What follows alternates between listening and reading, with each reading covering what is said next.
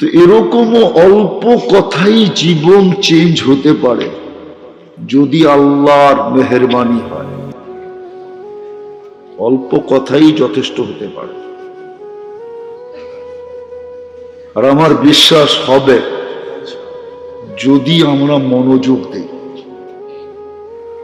কেননা এটাও আল্লাহর হুকুম, ইদা কুরিয়াল কোরআন ফাস্তামিউ লাহু, যখন কোরআনই কথা শোনো বা কোরআন শোনো তো পরিপূর্ণ মনোযোগ দিয়ে শোনো। দ্বিতীয় আল্লাহর হুকুম হলো আনসিতু, পরিবেশটাকে বিলকুল নিচুপ নীরব রাখো। লাআল্লাকুম তুরহামুন, তাইলে দয়া হবেই হবে। আমি কোরআনের আয়াত দিলাম, লাআল্লাকুম, কোরআন তো, গীতা তো না, কোরআন তো পড়লাম যে দয়া হবেই হবে, নিঃসন্দেহ হবে। আমি যেটা আপনাদেরকে বুঝাইতে চাইতেছি, আমরা কিন্তু সবাই যাত্রী, যেখানেই থাকি না কেন আমরা কি যাত্রী? কিসের যাত্রী? কবরের যাত্রী, কবরের। আমরা সবাই কিন্তু আখিরাতের যাত্রী। যে এই দুনিয়াতে পা রাখছে, রাখতে দেরি, যাত্রা চলমান হতে দেরি হয় না। যাত্রা স্টার্ট, কি যাত্রা স্টার্ট। আমরা যাত্রী,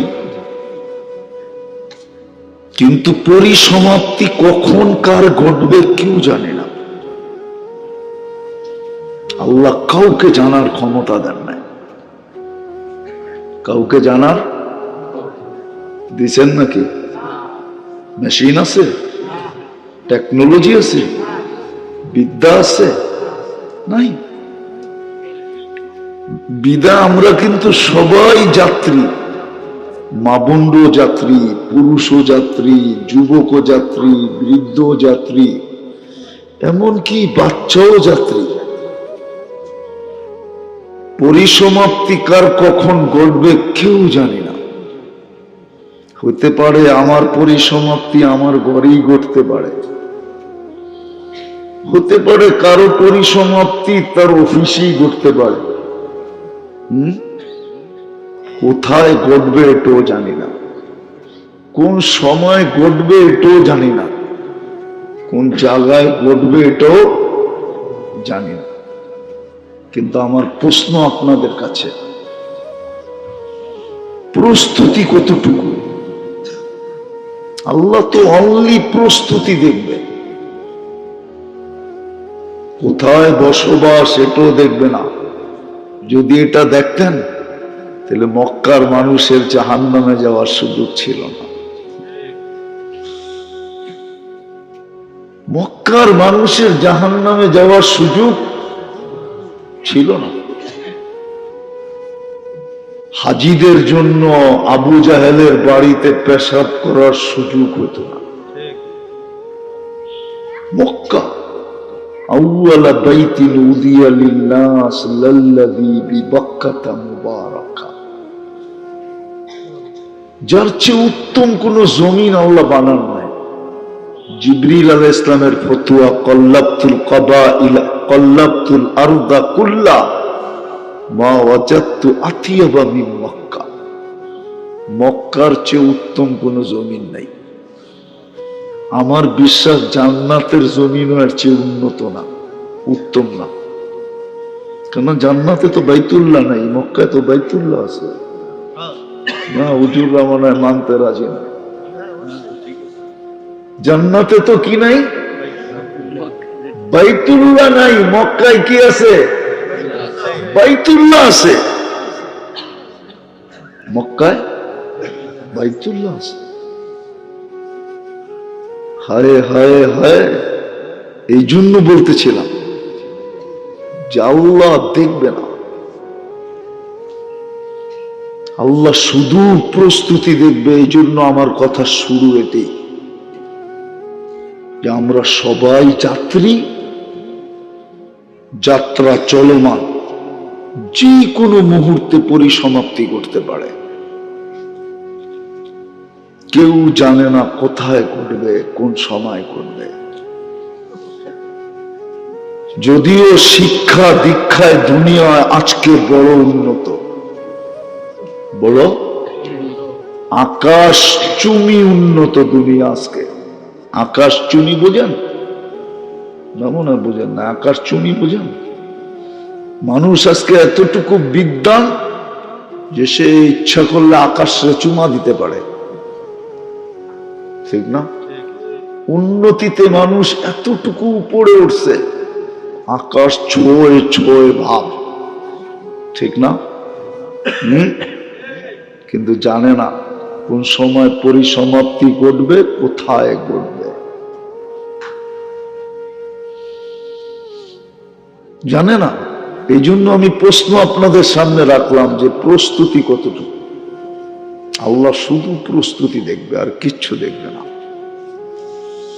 হায়, প্রস্তুতি যদি না দেখতেন তাহলে একজনেরটা দেখা দরকার ছিল। কারোরটা যদি নাও দেখতেন, একজনের বিষয় দেখা দরকার ছিল। আমার বিবেক বলে, যুক্তি বলে আবু তালেবের বিষয়টা দেখা দরকার ছিল, যে 44 বছর মুহাম্মদুর রাসূলুল্লাহ সাল্লাল্লাহু আলাইহি ওয়াসাল্লামকে সিনায় রেখা পালছেন। 6 বছর 6 মাস বয়স থেকে নিয়ে আল্লাহর রসুলের বয়স যেদিন 50 বছর 6 মাস 10 দিন, ওই দিন আবু তালেব দুনিয়ার থেকে বিদায় নিয়েছে। 44 বছর 10 দিন পালছেন বাতিজাকে, বুকে রেখা পালছেন, বুকে রেখা, সিনার ভিতরে রেখা পালছেন। 5 বছর অবরুদ্ধ জীবন কাটাইছেন। অথচ এই মাটিকে জিজ্ঞেস করলে মাটি আমার কথায় একমত হবে। এই মাটি আবু তালেবের মতো কোন সন্তান জন্ম দেয় নাই যে একে কেউ অবরুদ্ধ করে, 1 সেকেন্ডের জন্য করে, 1 সেকেন্ডের জন্য। এই মাটিকে জিজ্ঞেস করলে, যদি পারেন আধ্যাত্মিক শক্তি থাকে, মাটিকে জিজ্ঞেস করেন, মাটি আমার কথায় একমত হবে যে না, আমি এরকম সন্তান জন্ম দিই নাই। আবু তালেবের মতো যাকে 1 সেকেন্ডের জন্য কেউ কি করে অবরুদ্ধ করে, 5 বছর অবরুদ্ধ জীবন কাটাইছেন শুধু বাতিজার কারণে। আল্লাহ এই দিকেও দেখেন না। আল্লাহ বলেন আমরা প্রস্তুতি দেখি, সম্পর্ক দেখি না। আমরা ব্লাড দেখি না, রক্ত কোন শিরায় কোন রক্ত দৌড়ায় এটা দেখি না। মুহাম্মদুর রাসূলুল্লাহ শিরা উপশিরায় যে রক্ত ছিল, কসম খোদার ওই রক্তই আবু তালেবের শিরায় উপশিরায় ছিল। না ছিল না? হ্যাঁ, আল্লাহ বলে আমরা রক্ত দেখি না, আমরা সম্পর্ক দেখি না, আমরা প্রস্তুতি দেখি। বলেন হাসান কান্দির মানুষ প্রস্তুতি কতটুকু? আল্লাহ তো প্রস্তুতি দেখবে। বেলাল প্রস্তুতি নিছে তো আজ তার বাড়ি দেখলো চোখে পানি আসে। তার বাড়ি দেখলো চোখে পানি আসে। আমি বাড়ি দেখা বলতেছি, আমি 6 বার দেখছি, 6 বার। আমি ইথিওপিয়া 6 বার গেছি। রাবেয়ার বাড়ি দেখলো চোখে পানি আসে। বেলাল রাদিয়াল্লাহু তাআলা আনহু কৃত দাস ছিলেন, রাবেয়া কৃত দাসী ছিলেন। 33 বছর বয়সে রাবেয়া দুনিয়ার থেকে চলে গেছে। প্রথমে বিধবা হয়েছে, তারপরে মারা গেছে 33 বছর বয়সে। আল্লাহ প্রস্তুতি দেখবেন, আর কিচ্ছু দেখবেন না। এই জন্যই আমি আপনাদেরকে প্রশ্ন করতেছিলাম যে বলেন ভাবি আমরা বৈশা যে আমাদের প্রস্তুতি কতটুকু। যাত্রী তো আমি, আল্লাহ তো প্রস্তুতি দেখা মূল্যায়ন করবেন। বেলাল রাদিয়াল্লাহু তাআলা আনহুর প্রস্তুতি ছিল, তো মূল্যায়ন হইতেছিল, হইতে আছে, হইতে থাকবে। কিয়ামতের মাঠে সবাই পায়ে হেঁটে যাবে, বেলাল লাল উটের উপরে চড়ে যাবে। সারা দুনিয়ার মুয়াজ্জিনদের ঝান্ডা বেলাল রাদিয়াল্লাহু তাআলা আনহুর হাতে থাকবে। সমস্ত কিয়ামতের মাঠের ভিতরে বেলালের মাথা সবার উপরে দেখা যাবে। যেই দিন আল্লাহ ওনার কাছে কোনো আমলনামা চাবে না, শুধু বলবে আদ্দিন লানাল ইয়াউমা ইয়া বেলাল, বেলাল আজকে একটা আজান শোনায় দাও। দুনিয়ায় তোমার আজান অনেকে বেচা ফেলছে, বলছে বেলালি সুর, দুনিয়াকে শোনায় দাও তোমার সুরটা কেমন। শুধু একটা আজান দেবে। আল্লাহ রসুলের বুরাক আসবে জান্নাতে নিয়ে যাওয়ার জন্য। সমস্ত চক্ষু লেভেল উঠা থাকবে, দেখতে থাকবে। এই বুরাকের লেগাম দুরাকে টানে, তা আল্লাহ ঘোষণা দিবে আইনা বেলাল, বেলাল তুমি কোথায়? খুশ ও সুক ইলাল জান্নাহ, ধরো আটটাইনা জান্নাতের দিকে চলো। বেলাল রাদিয়াল্লাহু তাআলা টানতে টানতে জান্নাতের গেট পর্যন্ত নিয়ে যাবে। আল্লাহ শুধু প্রস্তুতি দেখবে। বলো যুবক, তোমার প্রস্তুতি কতটুকু? মা বোনরা বলো প্রস্তুতি কতটুকু? আপনারা বলেন প্রস্তুতি কতটুকু? আমি বলি, আমাকে জিজ্ঞাসা করি আমি, প্রস্তুতি কতটুকু? আল্লাহ তো প্রস্তুতি দেখবে। এই জন্য তো কোরআন চিৎকার দিতেছে, মা কদ্দামাত লিগাদ, তোমার কালকের জন্য প্রস্তুতি কতটুকু? মা কদ্দামাত লিগাদ, কালকের জন্য প্রস্তুতি কতটুকু? আমরা তো প্রস্তুতি দেখা মূল্যায়ন করব। জান্নাত দিব প্রস্তুতির ভিত্তিতে দিব। সবচেয়ে ছোট দিব, তাও এই দুনিয়ার 10 গুণ সমান দিব। সবচেয়ে বড়র কোনো সীমারেখা নেই, ছোটর সীমারেখা আছে, বড়টার সীমারেখা না আছে। আপনাদের কাছে নাই? হুজুরদের কাছে নাই? কি বলে নাই? বড়টার কোনো সীমারেখা নেই, সবচেয়ে ছোটটার সীমা দিছে এই দুনিয়ার 10 গুণ সমান। এই জন্যই তো আল্লাহ ওটাকে বাড়ি বলেন না, মুলক বলছে, মুলকান কাবীরা, বড় রাজত্ব দিব তোমাকে। আল্লাহ রাজত্ব দিবেন কি বানায়া? বলছে রাজা বানায়া দিব। মন্ত্রী পরিষদ 70,000 ফেরেশতা কমসে কম বানায়া দিব। আমার বাড়িয়ালিরে কি বানায়া দিবেন? রানী, ফার্স্ট লেডি, কি যার রূপ দেখা হুরেরা পর্যন্ত আঙ্গুল চাবাবে। হ্যাঁ, বিশ্বাস হয় না আপনাদের? আমার স্বাস্থ্যও নাই, সময়ও নাই। স্বাস্থ্য আমার সঙ্গ দিতেছে না, আমি জানতেছি আমার ভিতরে কি হইতেছে। আমার স্বাস্থ্য আমার সঙ্গ দিতেছে না, সময়ও সঙ্গ দিতেছে না, আর আধ্যাত্মিক শক্তিও নাই যে পর্দা টাইনা দেখায় দিব। নাইলে মাঝে মাঝে মন চায় পর্দা সরায় দেখায় দিব। কিন্তু হ্যাঁ, এক সময় ফেরেশতা পর্দা সরায় দেখায় দিবে।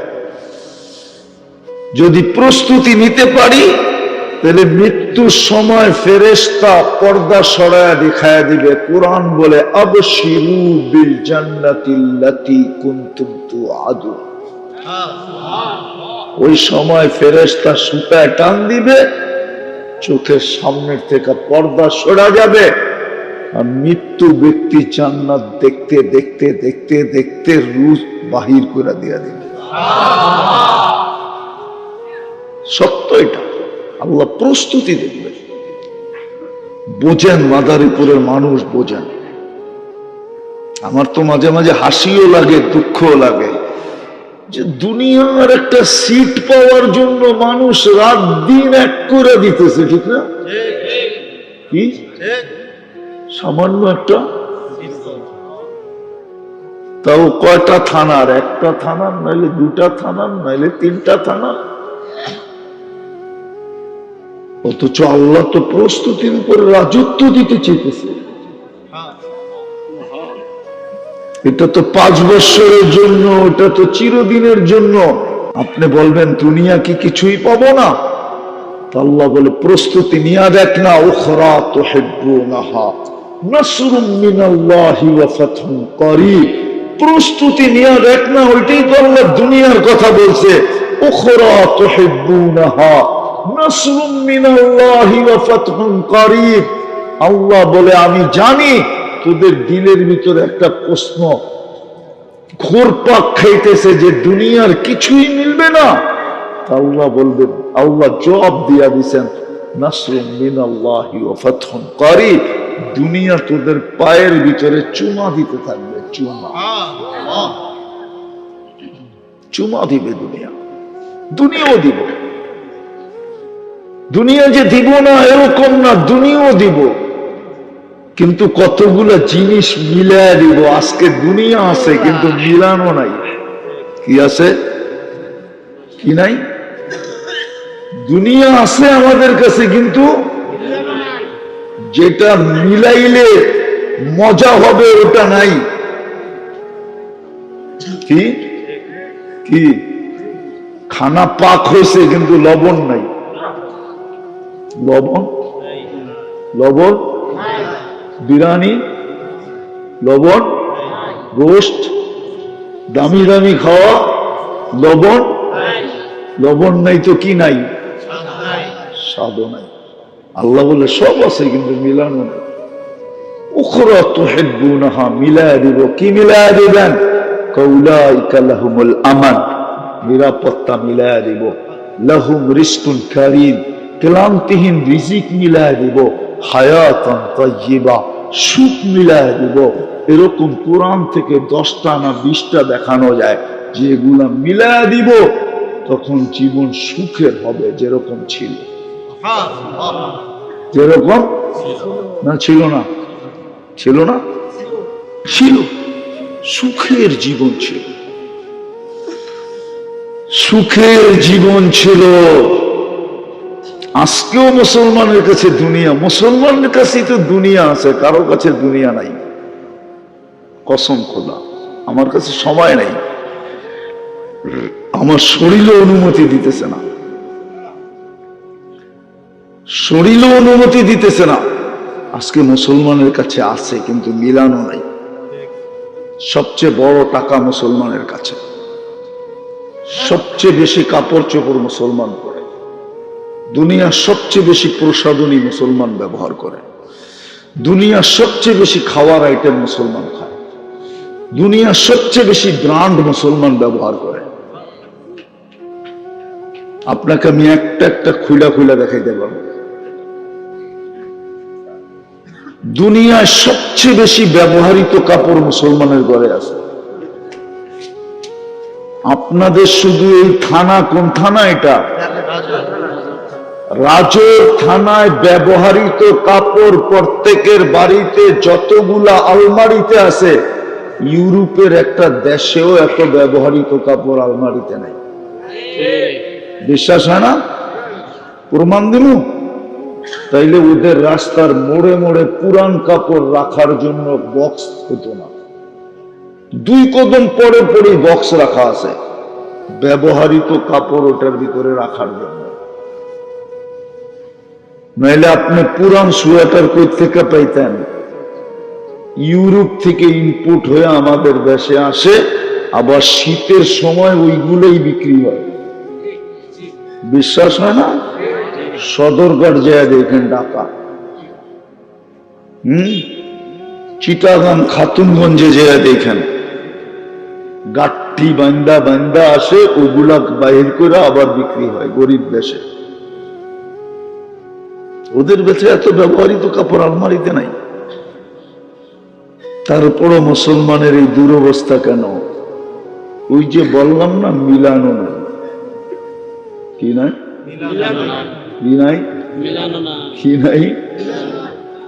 সুখ মিলানো নাই, নিরাপত্তা মিলানো নাই, ইজ্জত মিলানো নাই।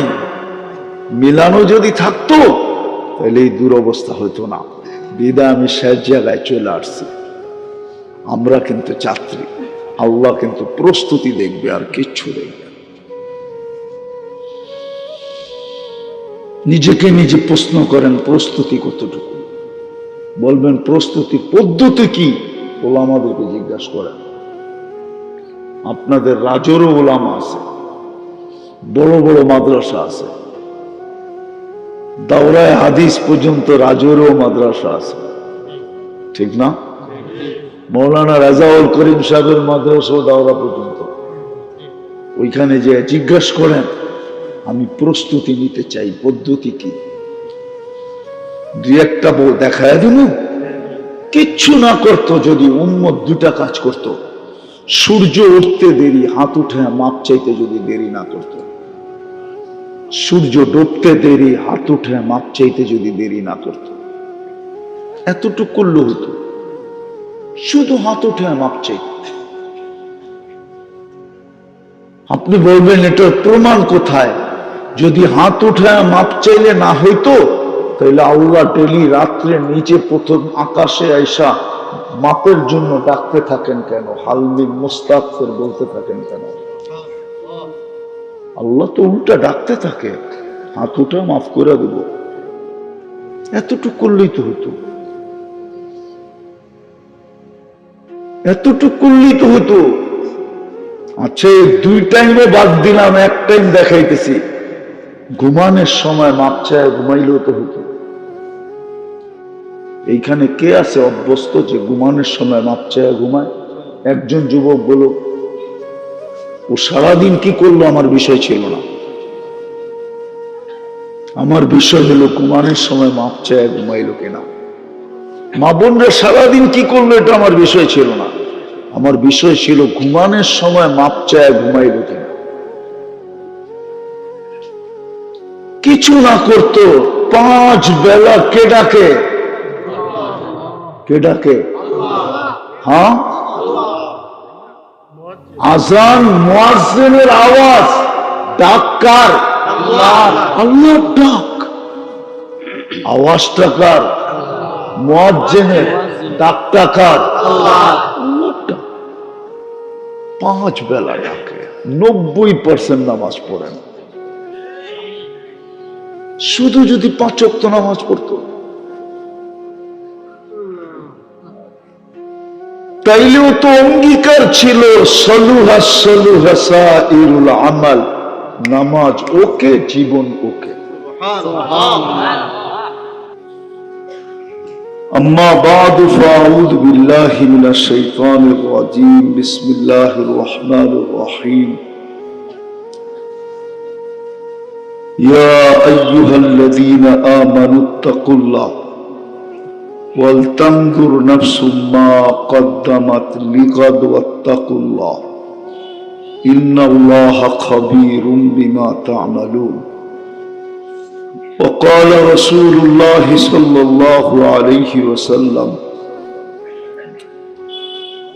إنكم لتموتون كما تنامون تبعثون كما تستيقظون تحاسبون بما تعملون أو كما قال عليه الصلاة والسلام।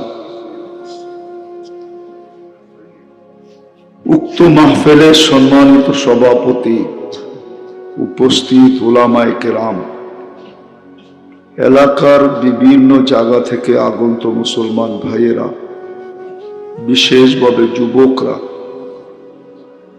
যেই পর্যন্ত লাউড স্পিকারের আওয়াজ পৌঁছতেছে পর্দার অন্তরালে মা ও বোনেরা, কোরআন হাদিস থেকে যতটুকুই তেলাওয়াত করলাম, আশা রাখি একই সামনে রেখে অতি অল্প সময় কিছু কথা রাখবো,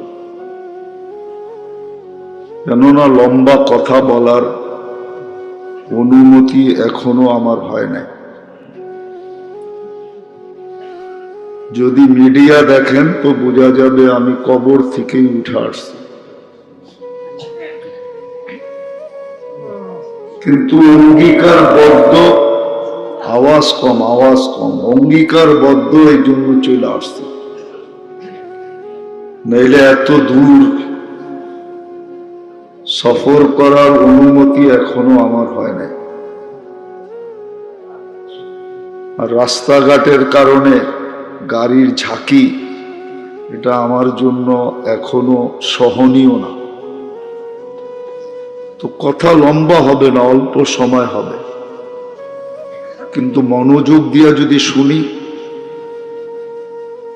তাহলে হতে পারে আল্লাহর মেহেরবানি দ্বারা অল্প কথাই যথেষ্ট হতে পারে। কখনো আল্লাহর রহমত যদি থাকে তাহলে এক কথাও মানুষের জন্য যথেষ্ট হয়। একটা প্রমাণিত দিব, ইব্রাহিম ইবনে আদহাম রহমতুল্লাহ আলাইহি কোনো ওলি ছিলেন না, উনি তো একজন শাসক ছিলেন, রাষ্ট্র পরিচালনা করতেন। ছোট একটা কথায় ওনার জীবন চেঞ্জ হয়েছে। ছোট কথাটা কি ছিল, যে গভীর রাত্রে ওনার ছাদে কেউ হাঁটতে ছিল, তাও ছাদটা ছিল রাজপ্রাসাদের, যার আওয়াজে ওনার ঘুম ভেঙে গেছে। উনি ডাইকা জিজ্ঞাসা করছে, তুমি গভীর রাত্রে রাজার প্রাসাদের ছাদে কি করো? তো ওই ব্যক্তি জবাব দিতেছিল যে আমার উট হারায় গেছে, খুঁজতে খুঁজতে ছাদে চলে আসছে। তো বলছে, পাগল নাকি, উট ছাদে পাওয়া যায়? উট ছাদে যাবে কি করে? তো বলছে, আমি যদি পাগল হই তো আপনিও পাগল। বলছে, আমি পাগল, এটার যুক্তি কি? বলছে, ছাদে যদি উট না পাওয়া যায় তো এই রাজপ্রাসাদে বসে আল্লাহ পাওয়া যাবে কি করে? এতটুক কথাই শুধু জীবন চেঞ্জ। যদিও উলামায়ে কেরাম জানে কি জানে না আমি জানি না, জুনায়েদ বাগদাদি রহমতুল্লাহ আলাইহিও কোনো ওলি ছিলেন না। উনি তো রাজার কুস্তিগীর ছিলেন। কি? রাজার কুস্তিগীর, পাহলোয়ান। উনি রাজার কুস্তিগীর ছিলেন। ছোট একটা বিষয়ের কারণে ওনাকে আল্লাহ জুনায়েদ বাগদাদি বানায় দিয়েছেন। ছোট একটা বিষয়।